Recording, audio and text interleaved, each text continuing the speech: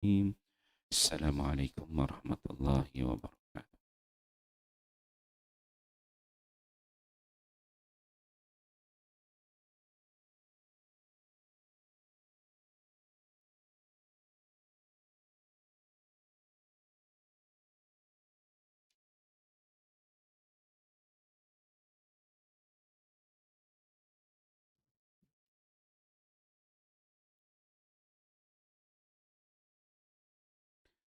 Bab ikhlas menghilangkan sifat riak.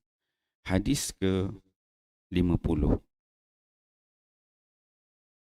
An Shaddad bin Aus radhiyallahu anhu qala Sami'tu Rasulullah sallallahu alaihi wasallam yaqul Man shalla yura'i faqad asyraka wa man sama yura'i faqad asyraka wa man tasaddaqa yura'i faqad asyraka wa huwa ba'dul hadis rawahu Ahmad.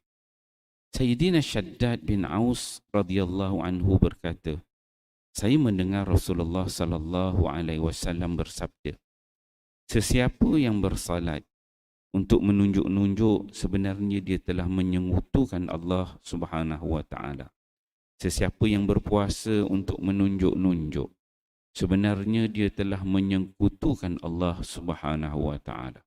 Dan sesiapa yang bersedekah untuk menunjuk-nunjuk sebenarnya dia juga telah menyekutukan Allah Subhanahu wa taala. Musnad Ahmad. Keterangan. Maksudnya ialah orang-orang yang ditunjuk-tunjukkan amalan kepada mereka itu telah dijadikan sebagai sekutu Allah. Dalam keadaan ini, amal itu bukan lagi untuk Allah, tetapi untuk orang-orang yang ditunjukkan. Orang yang membuat amalan sedemikian tidak akan mendapat ganjaran, sebaliknya mendapat azab. Alhamdulillah, tuan-tuan pada ini kita baca satu hadis Nabi sallallahu alaihi wasallam di bawah tajuk ikhlas. Itu mau menghilangkan sifat riak. Hadis yang diriwayatkan oleh Shaddad bin Aus. Shaddad bin Aus. Shaddad bin Aus ni dia salah seorang sahabat Nabi sallallahu alaihi wasallam. Dia antara sahabat yang awal masuk Islam. Sebelum ni kita ada menceritakan bahawa ada sahabat yang sempat dengan bai'ah Aqabah. Ada sahabat yang lebih awal, tapi Shaddad bin Aus ni dia orang Madinah. Shaddad bin Aus bin Thabit Al-Khazraji, orang Madinah lah, orang Ansar. Dia ni lahir 17 tahun sebelum hijrah Nabi sallallahu alaihi wasallam. Jadi Nabi sampai dekat Madinah tu, ketika itu dia berada di Madinah, dia berumur 17 tahun, syabab, sweet 17. Dan dia beriman bersama dengan ayah dia, Aus. Ayah dia ni sekali ikut antara nama ahli-ahli Badar ialah Aus, ayah dia. Dan ayah dia Aus ni dia mati ketika mana dalam peperangan Uhud, diriwayatkan begitu. Shaddad bin Aus ni seorang yang Allah Subhanahu wa taala anugerahkan dia banyak kelebihan. Di antaranya Ubadah bin Samit dia menyebutkan Shaddad mimman huwa yu'ti al-ilma wa hilma. Shaddad bin Aus ni kata Ubadah bin Samit, dia kata antara orang yang Allah anugerahkan al-ilma wal hilma. Ilmu dia ada dan juga dia ada hikmah. Hikmah tu maksudnya bijak. Bijaksana dan bijak sini. Kat sana dia bijak, kat sini pun dia bijak.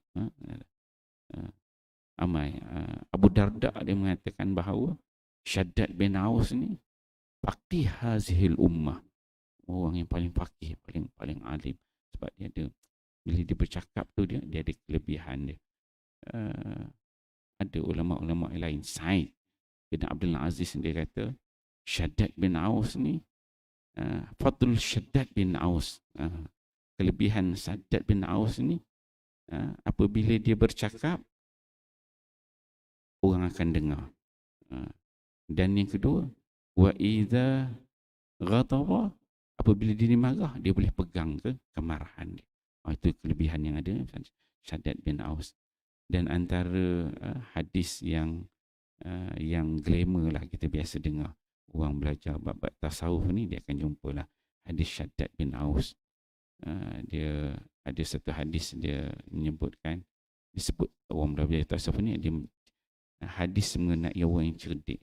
Hadis tersebut, al-kayyisu man dana nafsahu wa amila lima ba'dal maut, wal ajizu man ittaba'a nafsahu hawahu wa tamanna 'ala Allah. Dalam hadis tu Shaddad disebut, Nabi sallallahu alaihi wasallam bersabda, al-kayyisu, orang yang cerdik, kata Nabi, ialah orang yang siapkan diri dia, prepare diri dia untuk kehidupan selepas mati. Dan orang yang lemah, yang tak berapa cerdik, orang ni yang ikut hawa nafsu dan dia hanya mengharapkan pada Allah, moga-moga Allah ampunkan dia. Dia tak buat preparation. Tu cukup glamour lah. Hadis tu, para ulama hadis dia katakan Shaddad bin Aus ni dia meriwayatkan lebih kurang dalam 50 hadis yang diriwayatkan. Itu disebut oleh ulama-ulama jarh wa ta'dil. Kehebatan yang ada pada Shaddad. Dia ma'ruf dia ni pernah menjadi khalifah, menjadi pentadbir di Hims, di sebelah Syam sana pada zaman Khalifah Umar Al-Khattab. Disuruh lepas zaman Sayyidina Umar, zaman Osman, dia dah menyendiri dan akhirnya dia meninggal dunia di Palestin. Tuan yang ada peluang pergi Palestin, pergilah, boleh ziarah makam ni Shaddad bin Aus, seorang yang wara, yang tawaduk. Hebat dia meninggal ketika umur dekat-dekat 59 Hijrah gitu. Dalam hadis ini dia menyebutkan bahawa Nabi sallallahu alaihi wasallam mengatakan, man salla yura'i faqad asyraka. Nabi menyebutkan ada 3 perkara dalam hadis ini yang menjadikan seorang itu syirik. Kata Nabi, yang pertama, siapa yang salat tetapi dia ni salat dia untuk menunjuk-nunjuk, untuk tunjuk ke orang. Datang salat, dia tunjuk, nampak macam hebat, nampak macam alim. Dia benda ni sifat riak. Kita ni tajuk ikhlas, tajuk riak ni benda dalam hati, benda tak nampak kan. Hanya kita yang tahu. Jadi kalau kita solat tu ada perasaan, hebatnya aku ni, orang lain tak solat, aku solat kan. Tunjuk pun macam bagus kan. Jadi kita doalah kepada Allah, ya Allah Tuhan, ku jauhkanlah sifat yang buruk, sifat nunjuk-nunjuk yang ada dalam diri kita. Ada 3 perkara. Pertama, kata Nabi, ialah solat. Apabila dia solat, ini menunjuk-nunjuk. Ini jenis syirik. Yang kedua, apabila dia puasa. Bila dia puasa, dia menunjuk-nunjuk. Puasa ni payah nak tunjuk kat orang sebab orang tak nampak. Solat ni nampak lah kan. Yang puasa ni sebab tak makan. Macam mana nak tunjuk dengan orang tak puasa? Mungkin dia berludah kot, sikit-sikit ludah, sikit ludah. Orang tanya apa ludah? Saya puasa kata kan. Sebab nak tunjuk kan. Payah juga sebab puasa orang tak nampak kan. Ludah-ludah. Kenapa ludah ni? Puasa. Nak bagi tahu, suruh orang tanya. Sebab nak riak kan. Itu yang kedua kata Nabi SAW. Kemudian yang ketiga, wa man tasaddaqa yura'i faqad asyraka. Siapa yang bersedekah, infak duit, tunjuk-tunjuk ke orang, faqad asyraka. 3 yang ketiga ni, yang infak, yang sedekah. Nak sedekah tu buat cek besar. Besar surau ni cek dia buat kan. Tulis kan, berapa ribu besar cek tu. Tangkap gambar, saya pusing. Satu Malaysia tunjuk cek tu. Yura'i, tunjuk-tunjuk kan. Tapi mungkinlah ada orang yang buat benda ni tak nampak dalam hati. Ada kadang tu orang dia buat nak bagi inspirasi pada orang lain, suruh bersedekah, ada begitu kan. Jadi tengok keadaan. Tapi sifat riak ni benda dah dalam hati, tak nampak. Jadi kita kalau nak bersedekah tu, saya dulu pengalaman masih imam, pernah jadi imam dekat Damansara dulu. Bila lepas Jumaat kita kutip duit. Dalam uncang tu ada orang yang dia tak nak sifat riak, dia jenis bawa karung tu kan. Bila dia bawa tu, dia tak nak orang nampak dia bagi duit. Jadi dia ambil duit, dia nak bagi 100. 100 tu dia lipat kecil, dia letak duit RM1, balut duit 100. Ada jenis macam tu. Dia nak elak supaya orang tak nampak. Kadang-kadang 200, dia letak 200. Kita dah boleh trace bila kita ni jadi, zaman tu saya imam, tukang kira duit tu. Tiap-tiap Jumaat tu kita tahu. Orang ni datang, memang ada. Yang ada jenis balut gini, ni adalah orang dia. Dan kita dia ada CCTV kan. Kita dah kenal dah orang ini bagi 100. Kemudian masa saya dalam Sarah tu, dia ada seorang hamba Allah tu, dia memang tiap-tiap Jumaat dia bagi sampul. Dalam sampul tu 1,000 tiap-tiap Jumaat. Satu sampul 1,000. Dan kita dah trace. Tiap Jumaat bila kita kira, orang ni ada. Lepas tu kita trace siapa orang dia. Oh, ini orang dia dapat tahu. Tengok CCTV. Nak jadi kes. Oh, ni cerita lah. Satu Jumaat tu tak ada. Biasanya kalau tak ada, kita tahu hamba Allah ni tak datang. Dia tak solat dekat tempat saya tu. Tapi tadi sembang belakang rasa ada. Sembang belakang. Tengok balik CCTV. Tengok. Yang tukang bawa karung tu, kita upah anak-anak ahli Korea. 2 orang anak ahli Korea lah. Orang dah kenal. Jadi budak ni dia pun tahu rupanya. Dia budak biasalah, budak-budak umur 8, 10, 9, 10. Bila dia datang tu, dia semayang tu dengan baju Melayu, poket tu 4. Lepas tu jenis labuh gitu. Biasalah budak-budak atau orang, yalah orang sedekah, tak kisahlah tu budak-budak kan. Jadi kita tengok, ada dia, biasa dia bagi. Lepas tu kita tulis, rupa-rupanya kita orang ahli, apa ni, kita AJK, kita tak tahu sebenarnya benda tu dah berlaku lama dah.